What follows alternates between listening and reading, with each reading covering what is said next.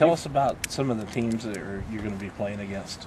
Don't know a lot about them, and one thing I can tell you about every team we're going to play this next 10 days is they're all going to be good because they all still believe they're good, and you don't really, that doesn't change until you kind of have things happen during the course of the year. So we'll see Nevada's best, we'll see Gonzaga's best, we'll see Arizona State's best, and of course Oregon State and Northern Illinois. So I don't know that any one team is any different than the other than Arizona State. We're playing on their field, but the rest of them we've got to play well to win because they're going to play well. Are you worried about this road trip, 11-day road trip? Some coaches would fear this. What's your attitude about this 11-day road trip? I'm worried about running out of laundry more than anything else. I'm not concerned about it because I think we have the depth to handle it. I think we've got the chemistry to handle it. I'm probably more concerned about missing class than I am about who we're playing. But I think we'll be okay in every facet. But I think it's a great learning experience. When we get back from these 11 days, we'll certainly know what we need to work on and a lot more about our players.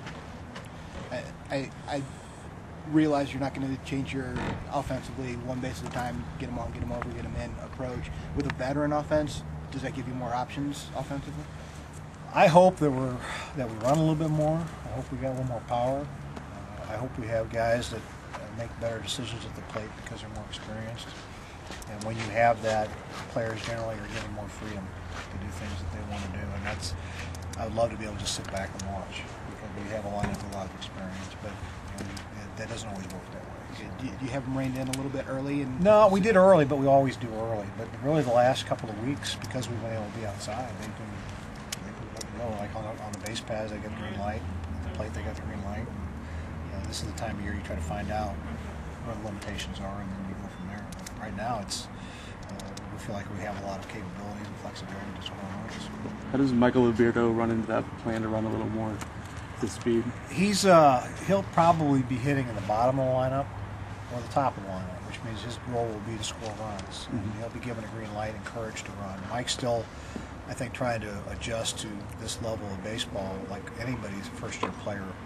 So I think that he's a little bit concerned at times about running, whether or not we want him to. So he's still trying to figure that part of it out. But he's part of our team speed, no question about that. Who's impressed you at the plate this spring so far? Well, the normal guys, the guys that you would expect to, Trevor Coleman and Senny and Lawless and Steve Gray. Steve Gray hit one at the top of the building. And that's the furthest ball I've ever seen hit out here. He literally hit the top of the building in one of his home runs.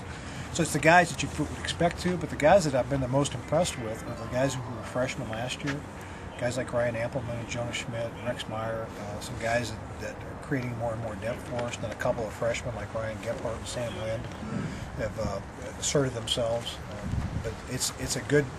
The guys that are in your program need to get better, and they have. And that's what leads me to think that we've got a lot more depth and a lot more capability to score runs.